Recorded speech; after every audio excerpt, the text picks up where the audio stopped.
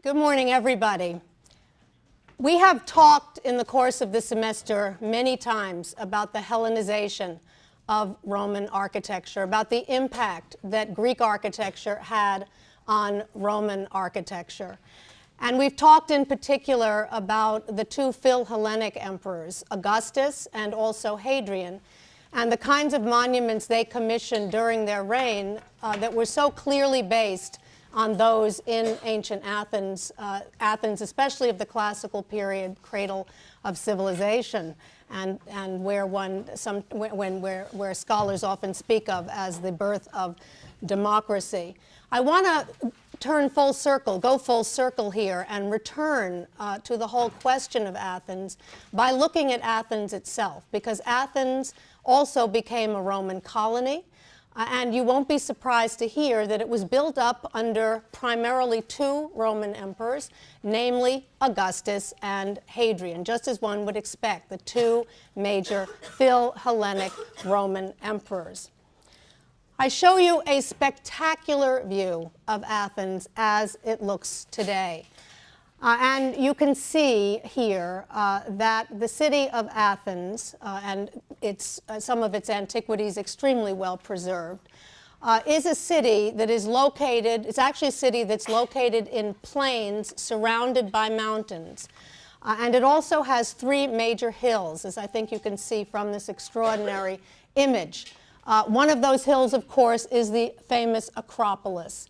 And I think, by the way, if one were to make, I don't know how many of you have been to Athens, but if one were to make a list of the 10 places that one really must see at some point during their lives and experience, Athens is certainly one of them, mainly for the Acropolis, which you see in the center of this image here. That's one of the major hills. The other two are Mount Lycabettos, which you see in the uppermost part. That's actually the highest hill of Athens. And then there's another one called the Museion Hill, which we're going to actually talk about today because there's an important monument there. The Museion Hill, or the Hill of the Muses, that's located off this image right where I'm standing here. And those three hills, as you can see, rise up in the city of Athens. And it's not surprising, and the rest of it surrounded essentially by a city that was constructed primarily after World War II, mainly residential houses of 5, 6 stories, residences that are mostly white in color, as I think you can see here. But the Acropolis rising up in the center in an amazing way. The city of Athens, we know, was founded in the Neolithic period. It was founded in the Neolithic period, so it goes way back in the same way that Rome does. And it's not surprising to see them founding the city of Athens on one of those hills. And which hill do they pick? They pick the hill that's the flattest, which makes it easiest to build on, and that is the rock of the Acropolis itself. So they put their religious structures on the Acropolis, and then over time, the city begins to grow up around the rock of the Acropolis. Now, this is very interesting because if you think back to Rome and its beginnings, you'll recall that Rome, too, was founded on a hill because hills can be most readily fortified. So Rome was founded, you'll recall, essentially on two hills, on the Palatine Hill by Romulus, where he established residences, but also on the Capitoline Hill, where they built the temple of Jupiter Optimus Maximus Capitolinus, so that being the religious center of the city. We see the same sort of thing happening here. The city growing up on the Acropolis, and then we'll see that the meeting and marketplace is down below in a valley, below the Acropolis, in the same way that the Roman Forum, or what became the Roman Forum, was in the valley beneath the Palatine Hill and also the Capitoline Hill in Rome. So very similar beginnings for Greece as also for Rome. As you all know, Athens thrived particularly, Greece in general thrived particularly in the 5th century BC under Pericles, and continued to thrive into the Hellenistic period. But it was in 86 BC that Sulla, the Roman general Sulla, sacked Athens, made Athens a Roman colony, and in fact destroyed the walls of the city of Athens. So that obviously a very major point in the history of Athens. When scholars talk about architecture that was put up by the Romans in Athens during Roman times, they talk about it as being primarily uninspired and rather derivative. And you'll find this in your textbook. Ward Perkins talks about how derivative Roman architecture in Greece is of its earlier counterparts, that is, from classical and Hellenistic Athens. And I think he has a point, and it's something that we should all think about as a group, whether we think that the buildings that we look at today are, for the most part, derivative from the classical and Hellenistic past. But I think to say only that is to miss the point in part, because what we are also going to see as we look at these buildings today is that the extraordinary marbles that come from this part of the world, Greek marbles, and we'll talk about a number of them today, the quality of those is so high that it's hard to imagine any building made out of these, not spectacular, just for the materials alone. And also because the artists and the architects and the artisans who were responsible for carving this marble had been carving it for centuries, and consequently they were particularly skilled at carving marble. And so what they produced has great beauty, as I think you'll see today. So those two, again, a very important point, I believe, about the quality of these works of art. And we're also going to see works of architecture. We're also going to see that at least two of them, in my opinion, are really distinctive structures, different than anything we've seen before. And I think that you'll find they're quite innovative in their own way. And we will look at, as I said, both of those today. The city of Athens began to be excavated by archaeologists in the 1930s. And those excavations, which were scientific, very careful scientific excavations, those excavations combined with information that we have from a writer of the Greco-Roman past, a man by the name of Pausanias, P-A-U-S-A-N-I-A-S, Pausanias, who was a Greek of the 2nd century A.D., who traveled around Greece and described everything that he saw. And he created, in essence, a guidebook to the great Greek and Roman antiquities. The combination of his descriptions from the 2nd century, first-hand descriptions of the monuments that stood in the 2nd century, along with the scientific excavations of the 1930s and since, allow us to get an excellent sense of what, not only what, as we look at the remains today, not only of what was there, is there now, and was there once upon a time, but what these buildings actually were, their identities, and what their function was in Athens, either in Greek or in Roman times. And we will use the information provided by both of those today to allow us to reconstruct this city, the Roman city in particular. Now, the building, as you could see from the view of the Acropolis, there are a number of Greek structures on the top of the Acropolis, and I'll show them to you later. These include the great Greek entryway of the 5th century BC, the so-called Propylaea, the famous Parthenon, of course, the small temple of Athena Nike, and also the Erechtheion, which is the only building we've really discussed in any detail in the course of this semester. A 5th century BC building. You see it here in an extraordinary view now on the screen. The Erechtheion, which we believe was built sometime between about 421 and 406 BC.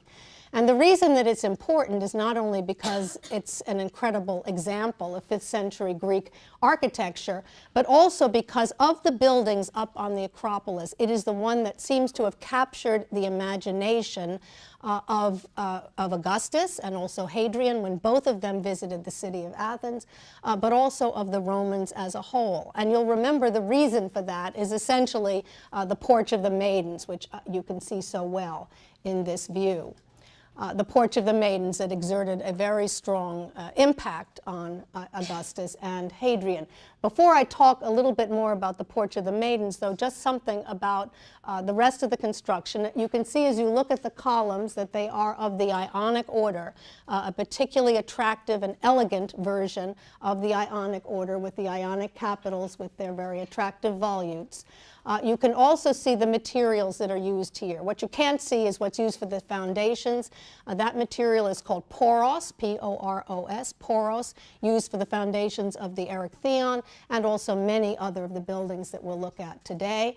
And then, most importantly, most of the building, the walls and the columns are made out of Pentelic marble, P-E-N-T-E-L-I-C, Pentelic marble, which is from Mount Pentelicon in Greece, and is the marble that is used most often for buildings in Athens, both in Greek times and also in Roman times, as we shall see today.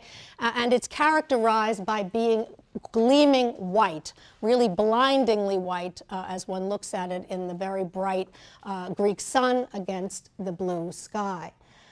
With regard to the caryatid porch, the Porch of the Maidens, the very famous Porch of the Maidens, you'll recall that both Augustus and Hadrian visited Athens. They both saw this monument. The Erechtheion had fallen into disrepair by the age of Augustus, and Augustus was so admiring of this porch that he made the decision to have his own architects and artisans come to Athens to repair the porch. And they not only repaired the maidens themselves, but also replaced one. One was in such bad shape, I think it was the one in the back right, it was in such bad shape that they restored that one entirely. When they were there, looking at those maidens, restoring them, they were so taken by them that they made plaster casts of those, and they brought them back to Rome. And you'll recall that they were used in Rome as the models for maidens that were put up. Here's a view, of course, of those on the Acropolis from the front. They made reduced scale copies for the Forum of Augustus in Rome, the second story of the Forum of Augustus, as you'll recall. And then down here, you'll be reminded of the caryatids, also based on those of the Erechtheion, in this case to scale, same scale as those in Athens, used to line the canopus of Hadrian's villa at Tivoli. So both emperors, again, Augustus and Hadrian, very admiring of these works of art and wanted copies of them for, in Augustus's case, a public structure in Rome, in Hadrian's case, a private villa at Tivoli. And we even believe that Herodes Atticus and the tomb that he made for Annia Regilla in Rome, that brick tomb, the 2nd century AD on the Via Appia, there were two female figures that were found excavated near that tomb, and it has been suggested that they too may belong to that tomb. And while they are variations rather than copies, you can see that they too owe their origins to the caryatids. So this building, the Erechtheion, cast a spell on Augustus and Hadrian and was widely imitated in Rome. What we're going to see today is that this building continued to have a very strong impact also on the buildings that these same emperors, Augustus and Hadrian, put up in Athens itself.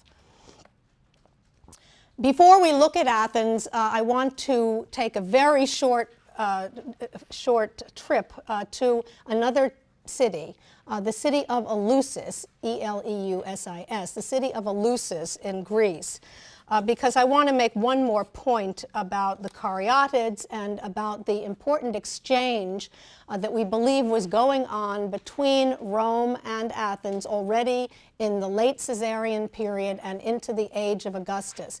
Augustus is sending his architects, but we think they are going back and forth, and that there is an important exchange of building techniques as well as architectural ideas that is happening between Rome and Greece in the age of Augustus.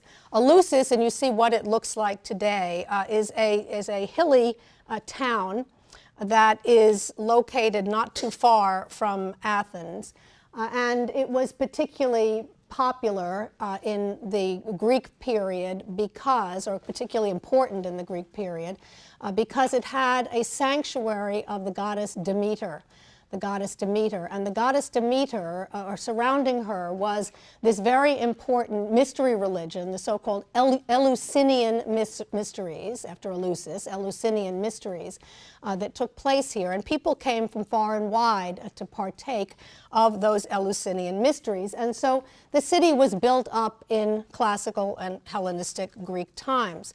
It also remained important in the time of Caesar and into the time of Augustus, and actually into the 1st and 2nd centuries AD.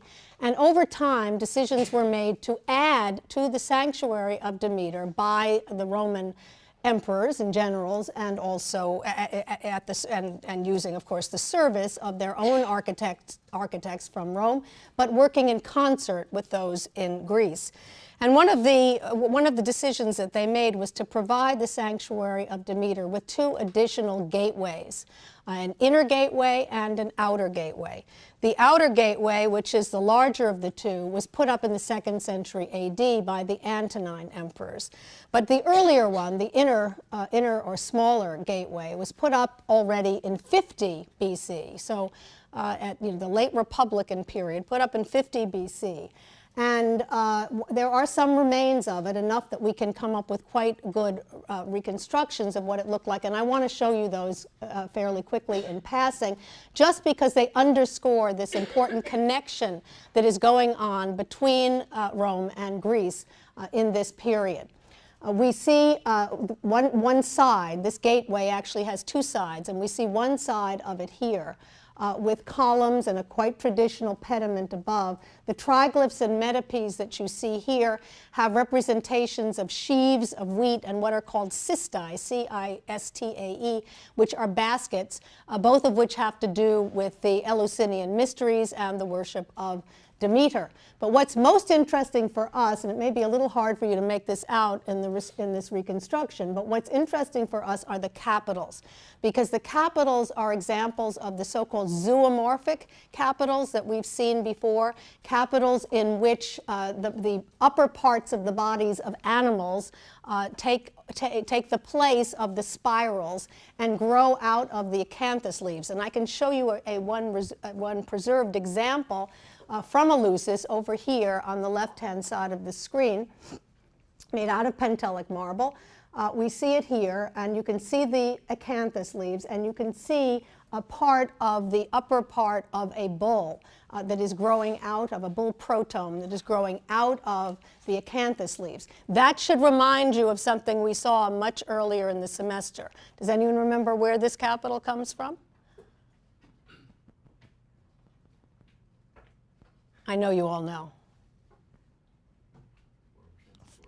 Not the Forum Transitorium, no. The Forum of Augustus, had these capitals, some of these capitals that included pegasi growing out of the acanthus leaves. So this suggests to us this whole idea of having animals growing out of acanthus leaves, roughly, not exactly at the same time, but roughly in the same period, Caesarean period into the Augustan period, suggests that ideas were floating back and forth between Athens and Rome in the time of Caesar and in the time of Augustus. Now, if we look at the other side of the gate, we see something that would seem to confirm that even more, and that is on the other side, caryatids replace the columns with their zoomorphic capitals. These are not, as you can clearly see, you see how they have their hands up, they are not based exactly on those of the Erechtheion porch. They are variations of that, but they are caryatids nonetheless, holding the capitals on top of their heads. So we are seeing here, even as Greece becomes Roman in the Caesarean period and into the age of Augustus, even as Greece becomes Roman, well, it already does, as I mentioned to you before, when Sulla sacks it in 86 BC. So in 50, it's already a Roman colony, and so we can see these ideas that are going back and forth between Rome and Greece during this important period, and we see the power of the caryatids even in Greece itself, as they are imitated there as well. From this point on, for the rest of the lecture, I do want to concentrate on Athens, and I want to begin again with the Acropolis. This is actually a very interesting Google Earth image of the Acropolis, where you can see as it looks today, but where you can see superimposed on the current the present remains, 3D versions of the ancient buildings. And we can see the ones that I've already mentioned. As you enter over here, you see the Greek propylaea of the 5th century BC, the entrance gate. You see the Parthenon, which is the largest building, a Doric building on top of the Acropolis. And then to its left, you see the Erechtheion.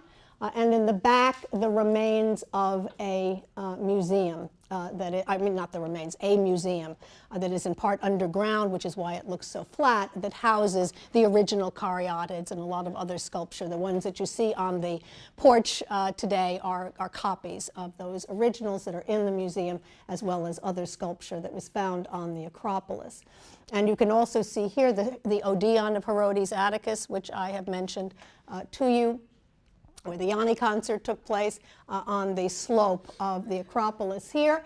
And then you can also see a theater. You see the theater in this corner right here, which is interesting because we believe it dates to the Neronian period, which is interesting because you'll remember that Nero competed in the Olympic Games and that he came to Greece to compete in the Olympic Games.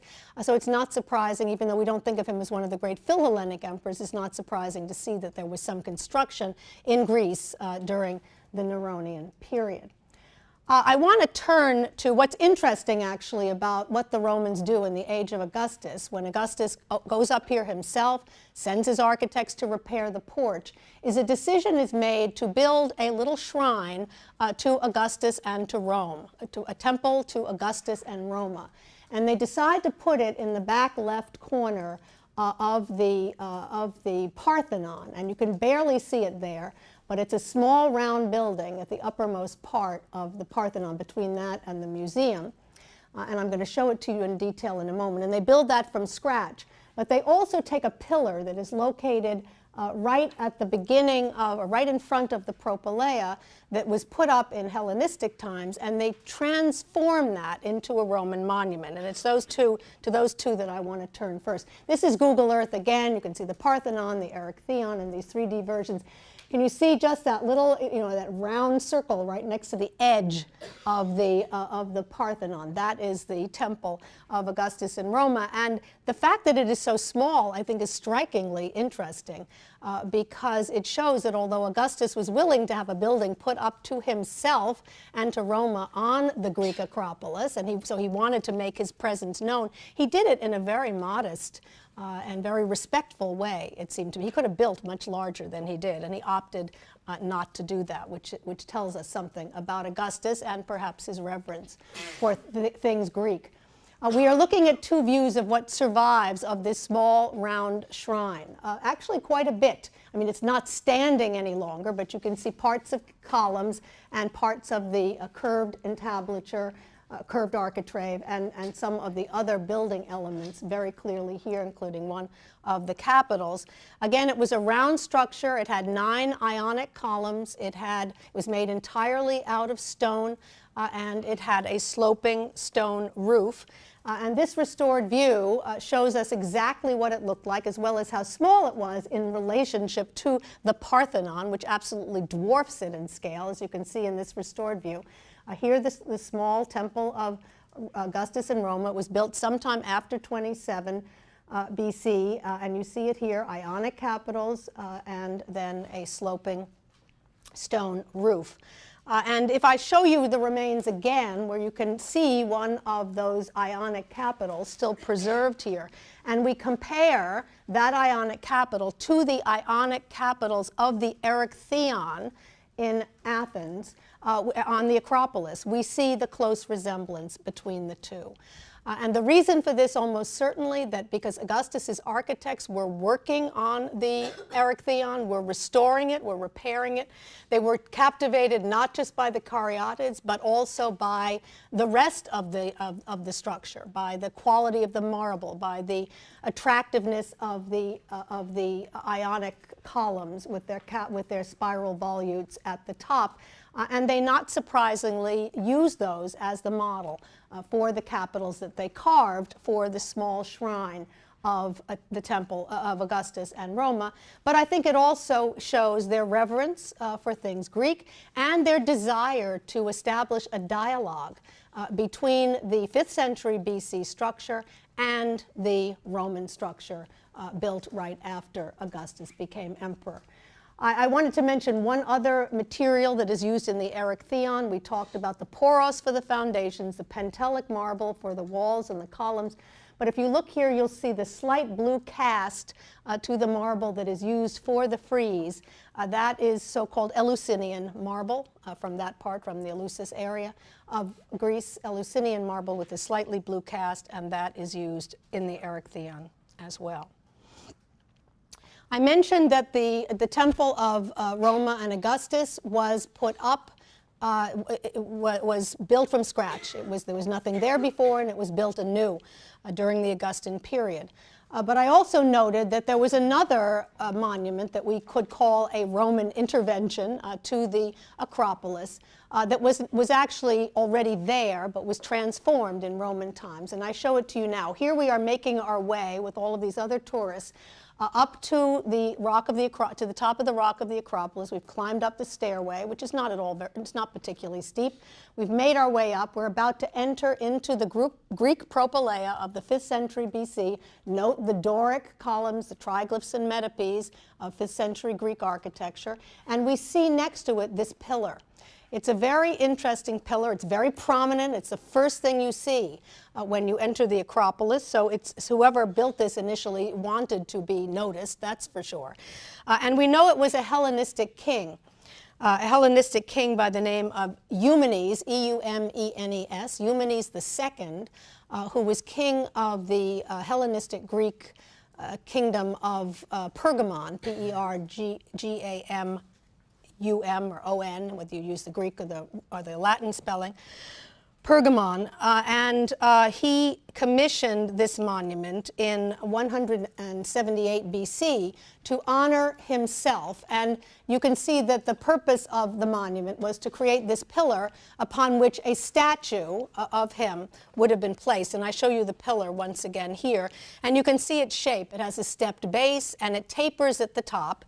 And you have to imagine a statue of Eumenes II of Pergamon on the top of this monument in the 2nd century BC.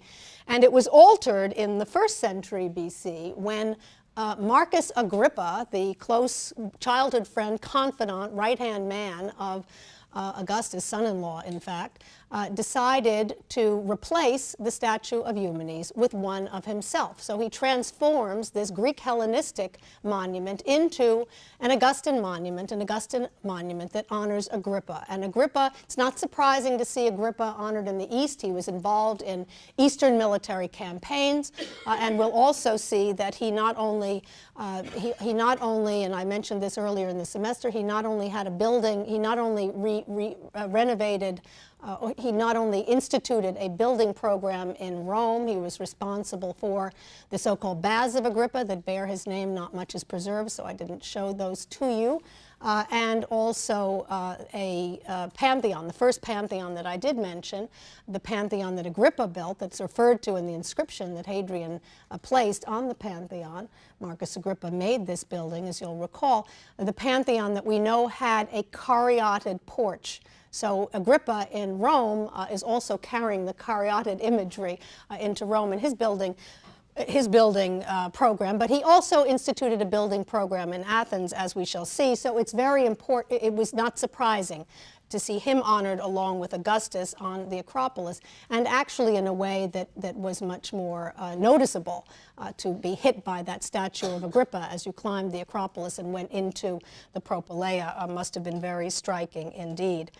This particular structure is made of a different kind of Greek marble called Hymetian marble, Hymettian, from Mount Hymettus, Hymetian marble. You can see a little bit of Pentelic here, but much of it is Hymetian marble. So the Romans using, the Greeks and the Romans using a variety of marbles, but a variety of marbles that come from Greece itself. We're not talking about imported marbles from elsewhere in the ancient world. I mentioned already that below the Acropolis was the Greek agora, or the meeting or marketplace. I show to you here a view from Google Earth of the Greek agora as it looks from the air today. You can see it is essentially an open rectangular space. It has colonnades on some of its sides. One set was re-erected. This is a structure-covered colonnade that comes from the Hellenistic period that was re-erected by American archaeologists who were responsible for excavating the agora. They re-erected it in part to use as a place to display works of art and for offices and so on. But there was more than one in in Greek times, and this stoa is the counterpart to a Roman portico, a covered colonnade. But they call them stoas. So we look at the stoa here. From the Hellenistic period, there's a classical Greek temple, the Hephaestion, over here.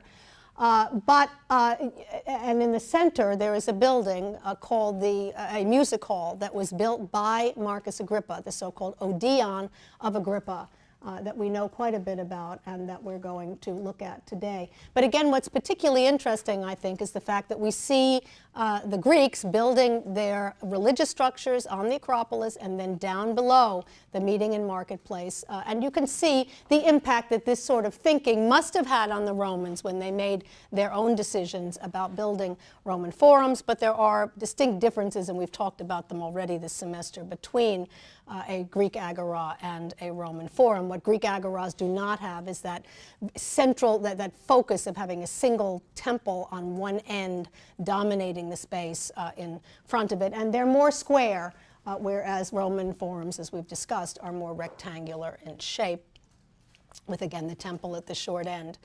Any of you who've been to Athens know that the agora is surrounded by an area of Athens called Plaka, P-L-A-K-A. Plaka, a great place, a fun place to go. It has been very gentrified in recent years. It now has these wonderful pastel-colored restaurants and shops with the ubiquitous white umbrellas, just as you see them in other Mediterranean countries like Italy. I lived in Athens for 2 years in the 1970s, and Plaka did not look like that then. But it was an incredible place to go then, as it still is now, if you want to really get into the Greek spirit and dance on tables and break plates. You could definitely do that in the 70s, a little less ubiquitous today, but there are still places that one can find to sort of play Zorba the Greek in Plaka. Here is another view, a panoramic view, showing once again the agora, the Greek agora of Athens, as it would have looked as it grew up from the classical through the Hellenistic period. But the building in question for us is the one that is smack in the middle of the Greek temple and of the Hellenistic stoa over here, and that is this music hall, or Odeon of Agrippa, which was put up, we believe, in around 15 BC. And it's to that structure that I want to turn now. And this building, this Odeon, which Agrippa commissioned himself, is very important to us in large part because it demonstrates that ideas were not only flowing from Greece to Rome, as we've already both discussed today and in the past, but from Italy to Greece. And this is a prime example of that, because if we look at this axonometric view of the Odeon of Agrippa as designed for Agrippa in 15 BC, and this is in Ward Perkins. If we look at that, we will see that the plan of the Odeon of Agrippa is based very closely on an Odeon that we've already seen this semester, the Odeon of Pompeii. You see it here from the air next to the theater of Pompeii. You'll remember that the Odeon of Pompeii dated to 80 to 70 BC. It was quite early, built just after the Romans made Pompeii into a colony, and it is that exact plan that is used here. So clearly, again, an important exchange going on of ideas, of architects between Greece and Rome in the Augustan period, and in this case using an Italian plan, a plan from Italy as the basis for a structure in Greece. We see that it follows it follows all the features of the Pompeian structure, the semicircular orchestra, the cavea divided into cunei, a stage front here, pilasters on tall pilasters on some of the walls, an open stoa on this wall over here. You can see two sets of columns, an inner row and an outer row.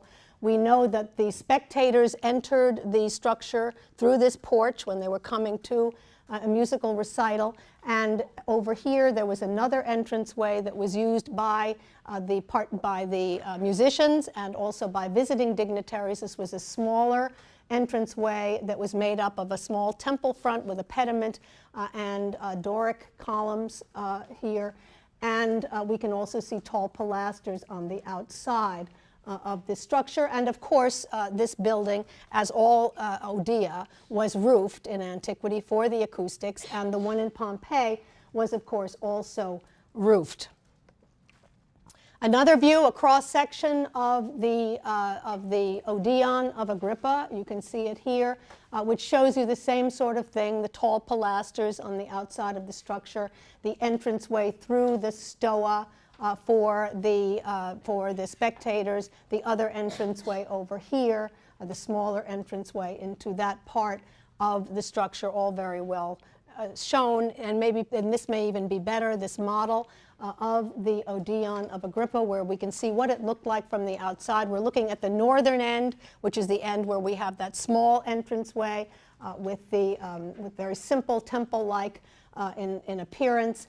We can see a series of columns engaged into the wall down here, then the very tall pilasters with windows between them. A quite conventional building, but one, again, clearly based, and this is the most important point that one can make about it, clearly based on an earlier model in Italy.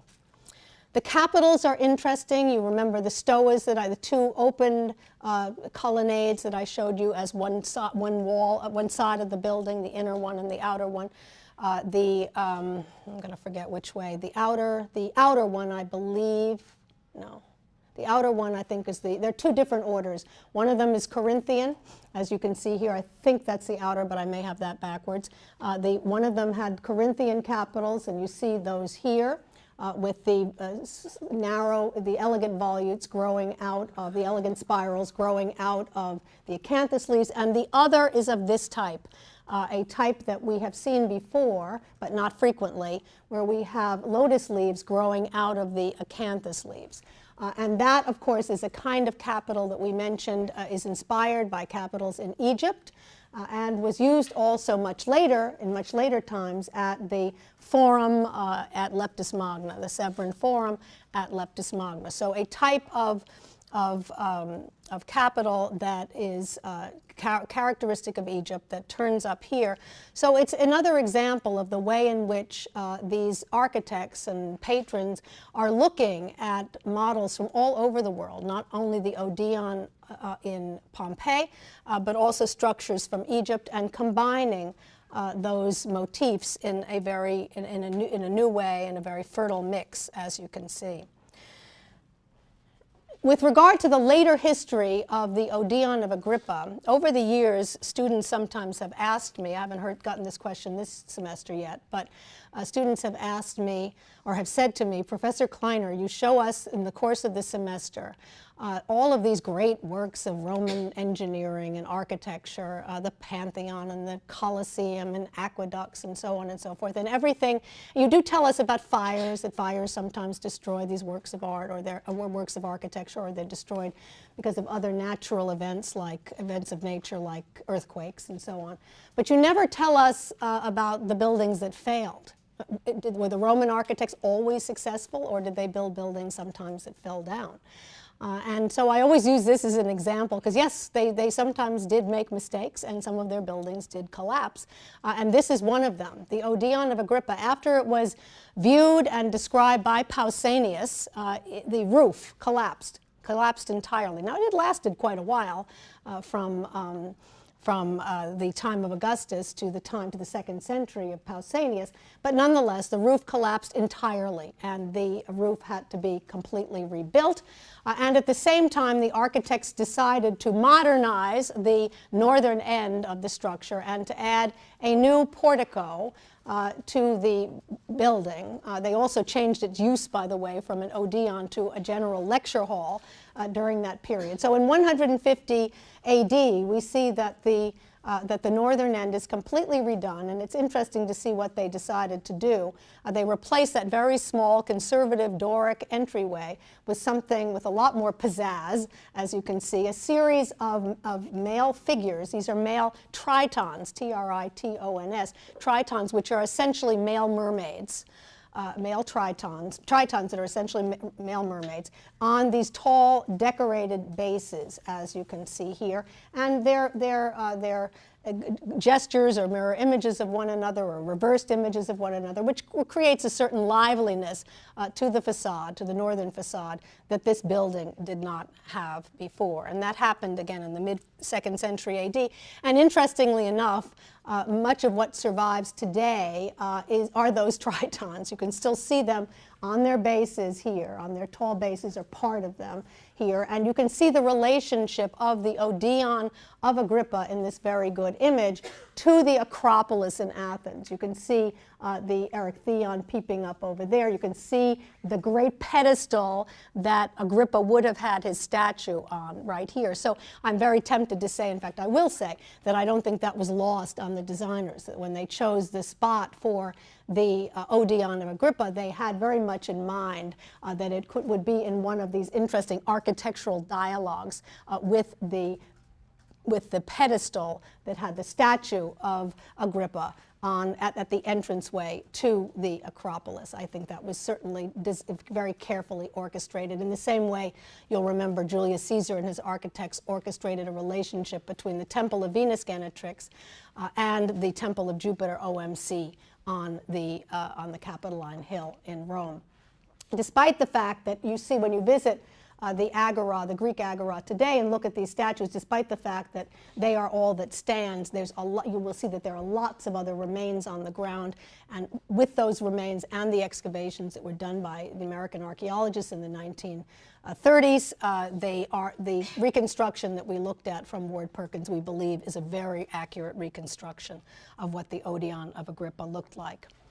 I want to look at the Roman agora, because the Romans themselves added an agora to Athens. If they were going to have a Greek agora, they were going to have a Roman agora. We don't know if there was a practical need for it, but I guess Caesar and Augustus wanted to emblazon their name on an agora or marketplace in Athens. It was put up again in Caesarian and started in the Caesarian period and completed by Augustus. It is right near the Greek agora. We see a view of it here, a large open rectangular space with a colonnade around it. In this case, stoas, we would call these stoas in the Greek context, with tabernae or shops at the uppermost part. An entranceway, an elaborate entranceway on the western end, and another entranceway on the eastern end. But as you can see, it differs. It is done in the mode of a Greek marketplace because it is more, well, it's sort of in between a square and a rectangle here. It's not as long as a Roman forum, and it does not have a temple on one short end. And so it follows in the mode of Greek agoras rather than Roman fora. You can see, if you look at Google Earth, one can see the forum today. Here's the Stoa of Attalus in the Greek agora, so you can see its proximity to this new Roman agora that was added. We're looking at that open space here with the colonnades. We're looking at the western entranceway as well as the eastern entranceway up above in this very helpful view. And this is a view I took from the Acropolis, looking down on the Roman Agora and showing the back of the western entranceway, which I'll show you from the front in a moment. And there you can see Plaka actually pre-gentrification. It gives you a sense of what, I mean, it was really crumbling, as you can see with some of the buildings that are surrounding it. But nonetheless, it was fun. So here we go. This is a view of the gate. It's called the Gate of Athena Archigatus, as you can see on your monument list. That is the western gate into the Roman Agora. We see it here in two views. And you can see, when you look at this building, you can see what Ward Perkins and others mean when they say that architecture in Greece, in Athens under the Romans, is derivative and uninspired. It's this kind of thing that I believe he's talking about, because you can see how beholden it is to traditional classical Greek architecture in the way in which we see these great Doric columns looking very similar to those of the Propylaea or the Parthenon. You see them here. You see the triglyphs in metopes. You see a triangular pediment. We never see the Greeks, at least the Greeks in the Roman period, breaking their pediments. They always have a complete pediments, and in that sense, of course, a very conservative approach to architecture during this period. We know that the gate was begun by Caesar, completed by Augustus, and there's an inscription that tells us that, and we believe, although this is somewhat speculative, that there may have been a statue or portrait of the grandson of Augustus, son of Agrippa, Lucius Caesar, in the pediment, Lucius Caesar having died in the year 2. Here's a view where we see the Roman Agora as it looks today, the open space, the columns around it, and you can also see this very curious building that looks very well preserved rising up on the eastern end, a building in the shape of an octagon. And here's another view of the eastern end showing that octagonal building more clearly. This is the so-called Orologion of Andronicus, or as it is nicknamed, the Tower of the Winds, the Tower of the Winds, which is easier to remember. The Tower of the Winds. It's very controversial in date. I date it here to the second half of the 1st century BC, which is when I do believe that it dates, but there are others who think otherwise, and I'll tell you about that in a moment. Here's a view that I took from the Acropolis showing the Tower of the Winds as it looks from up there, as well as a closer view of this amazing structure. Again, you can see how well preserved it is. You can see that it is indeed 8-sided. You can see one of the porches. There are 2 porches that had temple fronts with triangular pediments columns below on those 2 sides. There was also a staircase that surrounded the structure. What this was, we believe, is some kind of a clock tower, a very inventive clock tower. And although, again, I think it was probably built in the Caesarian period, late Republic, John Camp, who's an expert on things Athenian, who wrote a book on the archaeology of Athens, who has been excavating the Greek agora since the 1970s, and is a true expert of architecture in this part of the world. He thinks the date is earlier than that. He dates it to 150 to 125 BC, and he brings it into connection with the Ptolemies of Egypt, the Ptolemaic rulers of Egypt, because of their great interest in the telling of time and the fact that they did have important connections with Athens during this period. I think he has a point. He could be right. But I would add that connections with Egypt were very strong in the late Republic as well. I mean, keep in mind the affair between Julius Caesar and Cleopatra. Keep in mind that we know that statues of Cleopatra and Mark Antony were put on the Acropolis. We know that there was a lot of interaction. Cleopatra herself came to Athens. So I don't think it's inconceivable that if one wants to connect this to things Egyptian, that one couldn't date it also to the Caesarian period. But whatever its date, it's fascinating in its own right. Again, because it's octagonal. We've talked about the fact that we don't have octagons in Rome until the time of Nero. But we do see them. We saw another example also in Leptis Magna, the market there. of the Augustan period. It's interesting to see this form emerging, possibly under Ptolemaic influence, we're not sure, emerging in the provinces before it seems to emerge in Rome itself, and this being another example. Here's a view of the monument again, but also compared to an engraving done by Stuart and Revett, S-T-U-A-R-T and R-E-V-E-T-T, Stuart and Revett, who made drawings of monuments that were in better shape in Athens in the 18th century. And what this tells us, besides showing us what the porch looked like, and you can see it well here, it also shows us that there was a weather vane on the top that would have gone in the direction of the prevailing winds. And the reason that we call this the Tower of the Winds is not only because of that weather vane that once stood there, but also because of the depictions of male personifications of the winds on all 8 sides of the structure. And those are extremely well preserved, as you can see here, a frieze of these male winds. And if you look carefully at the Stuart and Revett drawing, you also see that there was a sundial on all 8 sides of the monument. So its purpose, needless to say, to tell time. The capitals from those porches are these lotus leaves growing out of acanthus leaves. So another Egyptian touch here. This looking back to Egyptian type capitals, using them here, the same kind of capitals that we noted turned up much later at the Severan Forum in Leptis Magna. A detail of those winds, and here a better detail of at least one of them to show you what they look like close up, and each one of them has a different attribute, which has led scholars obviously to speculate about which particular wind, which of the cardinal points of the compass, which wind they were in actuality. We won't get into those arguments here, but there's been a lot of time spent by scholars on trying to sort that out. What is also interesting is the interior of the building, which is also extremely well preserved. And you can see here, all in stone, the way in which the octagon becomes a dome, and it is done extremely well.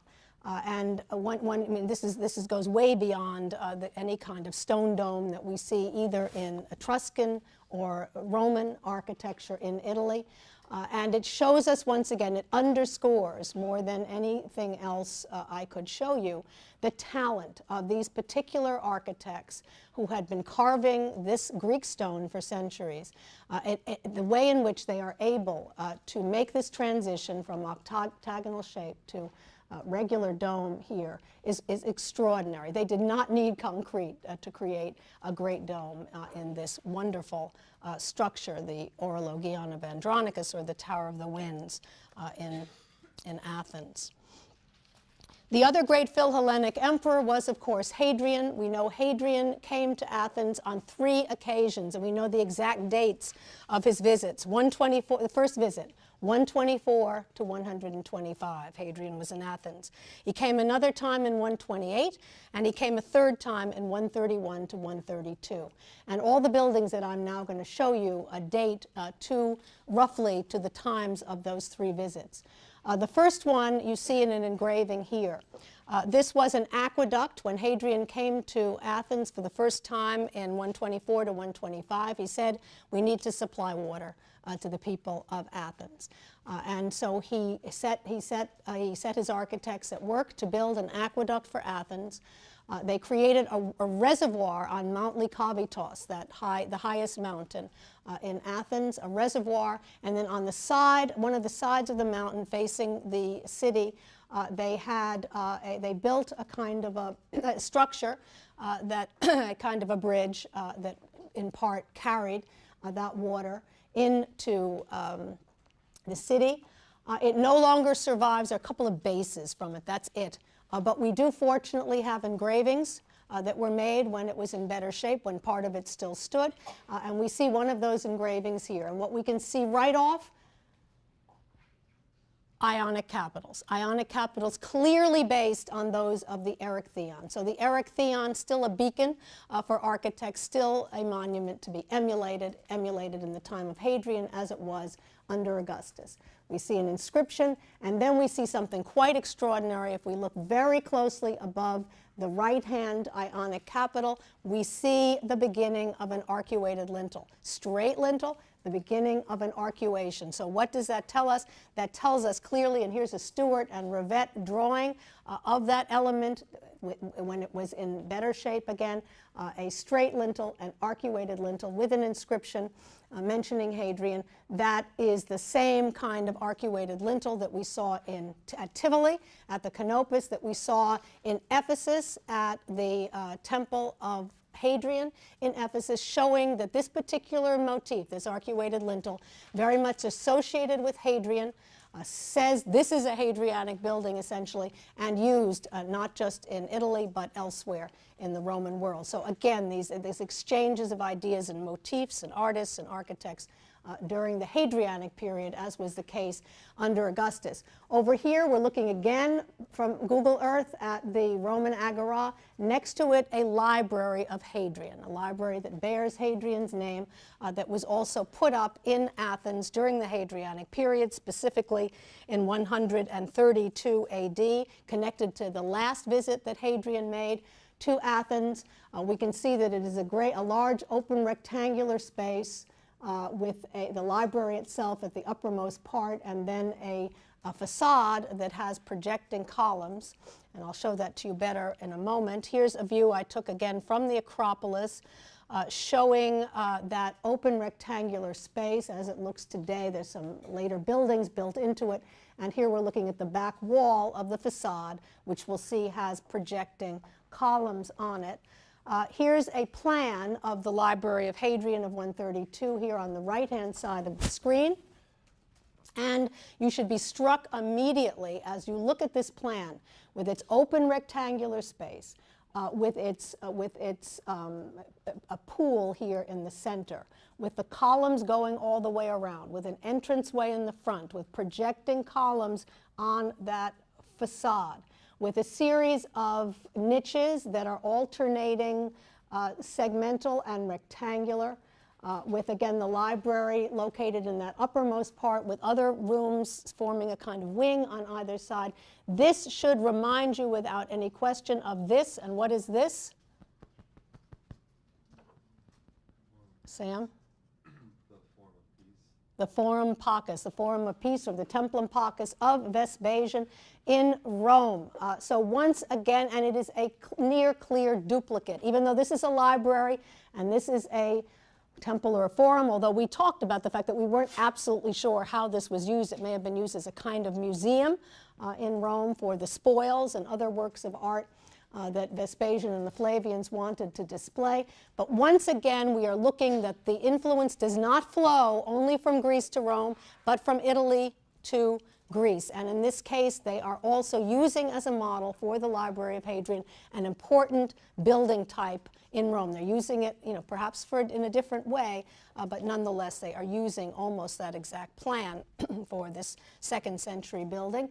And I show you here a model of the Library of Hadrian in Athens, where we see that it was planted with greenery. The library was located in the back. There was a fairly conventional entranceway, looking like a typical Greek temple, but then these columns that project in front of the wall with statuary on top, looking very much like the Forum Transitorium, which you'll remember bordered the Forum Pacus in Rome, and that probably was also something that they were looking at. And here creating, this is as far as the Greeks go to creating one of these undulating walls with the projecting and receding elements. It's still fairly conservative, but nonetheless they've injected a little motion here using the traditional vocabulary of architecture.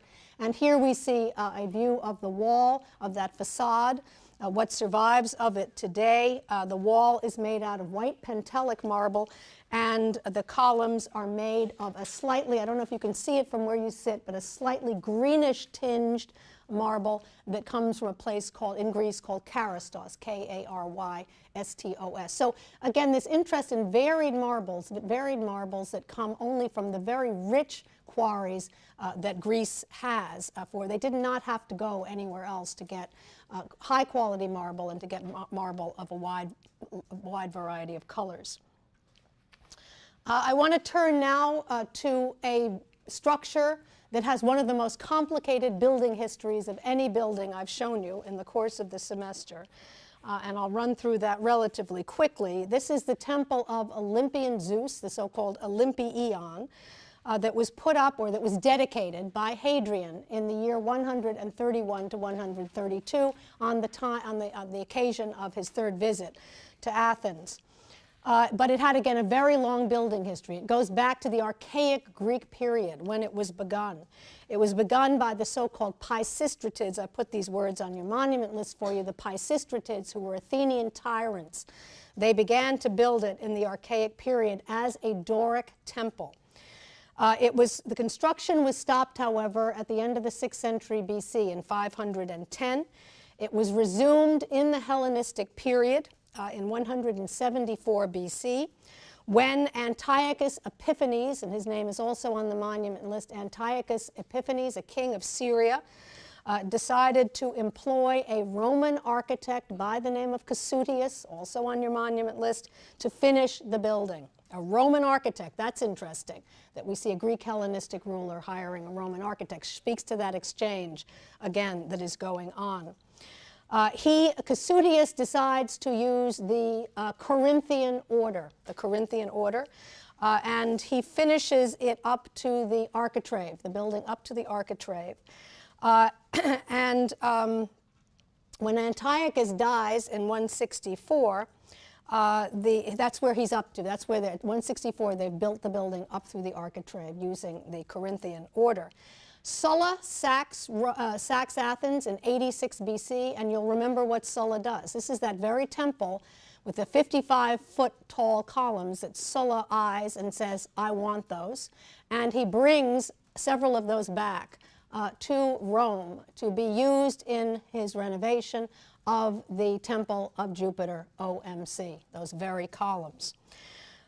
It was the introduction of those Corinthian columns and capitals to Rome that made that the most popular capital in Rome and in the Roman Empire, as we've seen. Augustus wanted to complete the structure. He did not do so, and it was left to Hadrian to finish it, and Hadrian finished it according to Casutius's plan in 131 to 132. And what Hadrian did was put in this structure statues of himself and Zeus, the Greek equivalent to Jupiter, statues of Hadrian in one part of the structure, to Zeus in the other part of the structure, and tons and tons, lots and lots of statues, additional statues of Hadrian outside the temple in the courtyard. You see this temple here as finished by Hadrian, as it would have looked in the Hadrianic period. You can see that, like a typical Greek temple as opposed to a Roman temple, it does not have a facade orientation. It has two entranceways, one with a statue of Hadrian, one with a statue of Zeus, and that it has columns that encircle the entire monument, a peripteral colonnade, as well as a staircase that goes all the way around. So a typical Greek temple, 131 to 132, it's the same time that we see the Temple of Venus in Roma going up in Rome, what I described as a Greek import. Hadrian is responsible for both, and so we see, again, this important interchange between the two at this particular time. A view of what survives of the Olympieion, its columns, its Corinthian columns. You can see the small people wandering around, so this is a very large structure that I took from the Acropolis once again. Here's a wonderful Google Earth version of the Olympieion, this combination of what it looks like today with sort of this 3D imaging that makes it look also like it looked in antiquity. Here you see some of the columns of the Olympieion, the ones that still survive. They are incredibly large and incredibly handsome. And I think when you look at the high quality of the carving, you are struck, as I am, at why the Romans decided the Corinthian order was the order for them, when they saw these exact columns on the temple of Jupiter Optimus Maximus Capitolinus in Rome.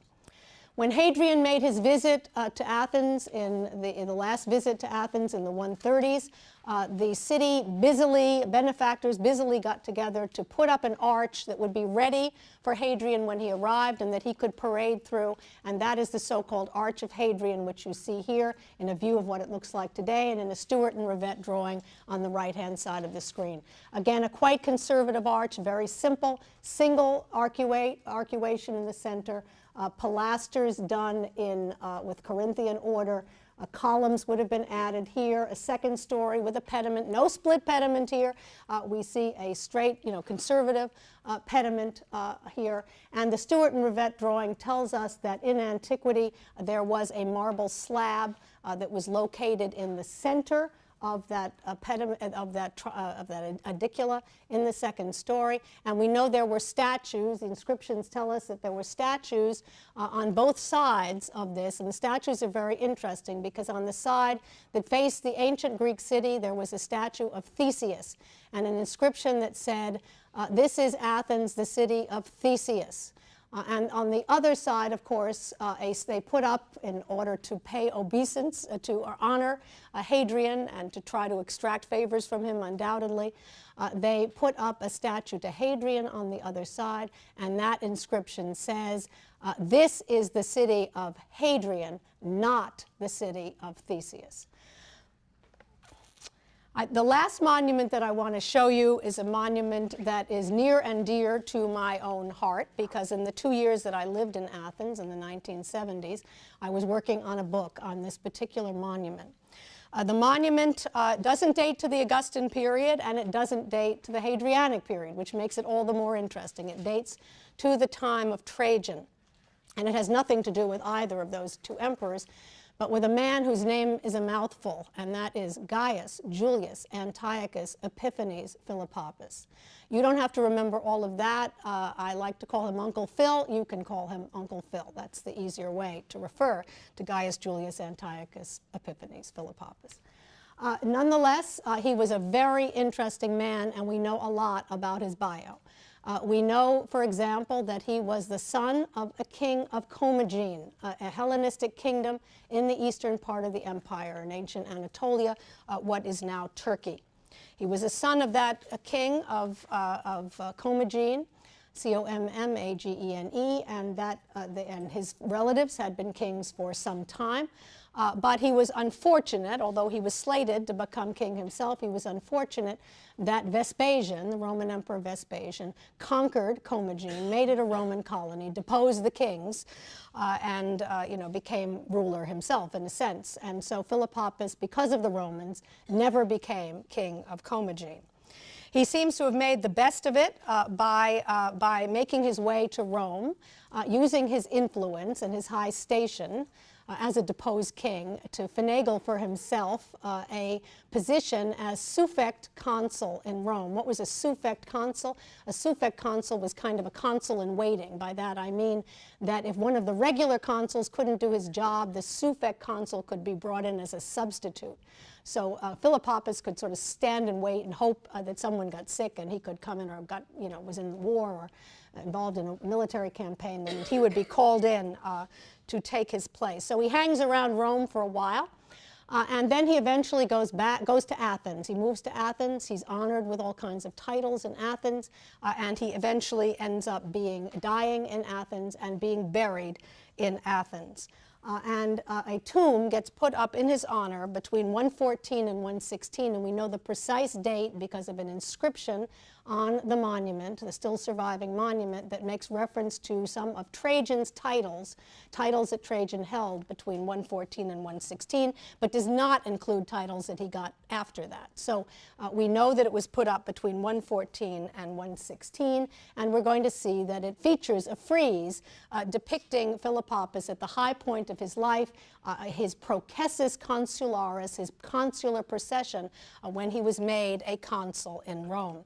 I show you a view from the air where you see once again the Acropolis and the relationship of the Acropolis to the Museion Hill, the Hill of the Muses. Now, what's most extraordinary is that there is only one ancient monument on the Museion Hill, and that is the monument of Uncle Phil. We are standing on the Acropolis I love this picture. I took this picture myself, but I'm very proud of it because it just happens to work, especially because these two guys happen to be standing there taking pictures of the Odeon of Herodes Atticus here. But we're standing here, we're looking back toward the Museion Hill, and you can see, not quite at the apex, but almost near the apex, the monument, the sole monument that stands on this hill, the monument of Uncle Phil. How did he rate to be able to get the sole monument on one of the three major hills? You can see it, it's marble. You can see it popping up, Pentelic marble. You can see it popping up almost near the apex of the hill. If we look at this site plan, you will see that it is sited exactly, you see it here on the top of the Hill of the Muses, sited exactly in relationship to the Acropolis, lined up with what building? The Erechtheion, this building that was so revered by the Romans. It's lined up exactly with that midpoint between the Propylaea and the Parthenon, exactly on the Erechtheion. And this is the view. Here we are standing right in front of Uncle Phil's monument, looking back at the Acropolis. Even if you don't want to go see Uncle Phil, which I hope you will if you're in Athens, visit him for me. I hope that you will stand, at the very least, you want to stand there with your back to Phil's monument and look at the Acropolis. You get one of the best views of the Acropolis from the Museion Hill. You see it here, and your view is lined up exactly with the Erechtheion. Now, why is Uncle Phil buried on this hill? This is interesting because if you think back to tomb architecture that we've looked at in the course of this semester, we didn't see people buried on hills.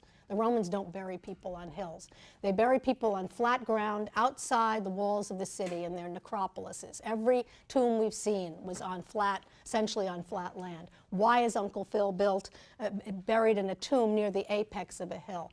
Well, as I was writing this book, I looked back to his own ancestors, to people in this part of the world, to a group of dynasts in a place called Nemrud Dag, also in Anatolia, and I show you one of their well-preserved tombs here, and you can see that the tomb is built not at the apex of the hill, but on the slope of the hill.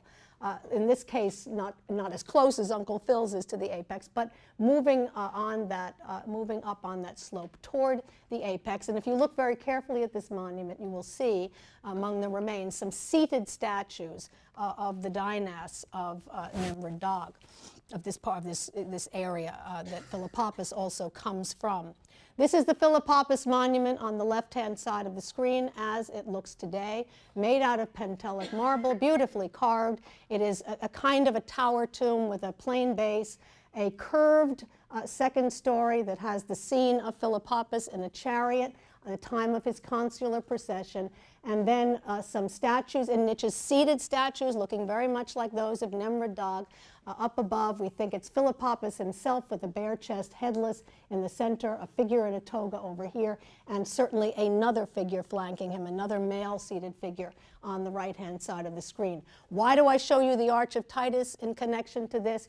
Because we know that Philopapus's father and uncle participated in the Jewish wars on the side of the Flavian emperors in order to gain, even though they'd been deposed, they wanted to gain favor with them.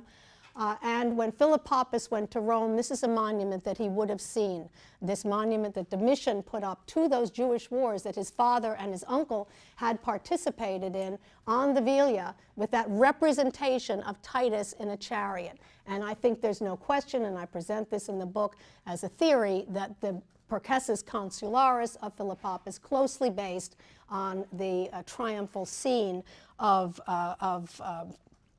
Titus. And perhaps it's no coincidence. We don't have too many Pentelic marble buildings in Rome.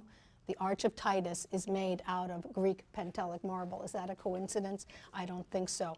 Here's a restored view of the monument of Philopapus as it would have looked in antiquity. The base, the consular procession, the statue of Uncle Phil in the center, the inscription to the left, this is the pilaster that survives with the inscription making reference to Trajan's titles that allow us to date it. And then probably a missing attic with an inscription at the uppermost part. This view and this view over here shows you some graffiti that have fortunately since been erased, show you the interior of or what survives of the back wall that would have been the burial chamber.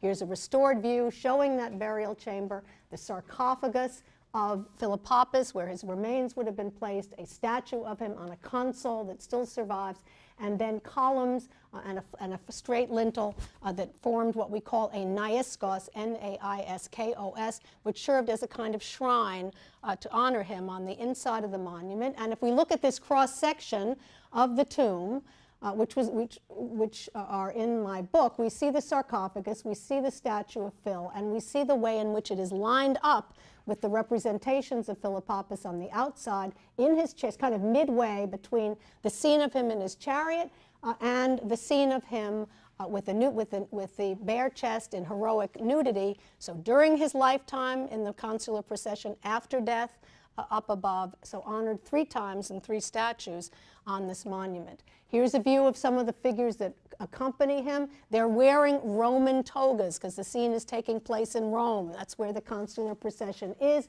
They're carrying fasces like the bodyguards do for an emperor, and that too shows the relationship of this to the Arch of Titus. Here we see the scene of the Arch of Titus triumph and the scene of Philopappus' triumph, clearly the one on the right, in my mind, based on the one on the left. If you look at details of the chariot, you see a naiskos again decorating the chariot. A naiskos that has a figure of none other than Hercules. We can see him wearing holding a club. So once again, just like Caracalla, we see in this case earlier, Philopappus associating himself with Hercules. If we look at a detail of his head, which is fortunately not that well preserved, we see that he is bearded. We see he wears a rayed crown. So although he is represented in this consular procession, his kingly, that he might have been a king, is referred to, but also his triumph over death. And if we look at sculpture from Nemrut Dag, we see once again this interesting reliefs, and there's more than one of these, of Dinas of Nemrut Dag shaking hands with Hercules with his club and wearing a rayed crown. So this is another one of these wonderful examples of this fertile mix that one gets so often in provincial Roman art, where you see a monument clearly based in part on Roman precedents, but also based on the bio of this particular man and more local precedents. To see a scene of Philopappus in the uppermost area, showing him in heroic nudity. And the last image that I want to show you is just to make the point that, interestingly enough, this monument was put up by Philopappus' sister, a woman by the name of Balbilla, B-A-L-B-I-L-L-A. And Balbilla, I mean, I wanted to make this point because we have seen so few examples. It's not that there were none, but they were small in comparison to those of men, that there are fewer women seem to have put up monuments than men, but the examples that we have are very interesting indeed. And in this case, we know that the tomb was put up by Balbilla, a woman who became very friendly with Sabina, wife of Hadrian. In fact, the 3 of them traveled together to Egypt, to Thebes, to see the colossi of Memnon, which I show you up there. And Balbilla leaves an inscription when she goes that she was there. So she tells us that. So just to close today, a very interesting example of an extraordinary tomb in Athens, but one that was built by a woman. And I think that's a great way to end on this beautiful Thursday. Thank you all.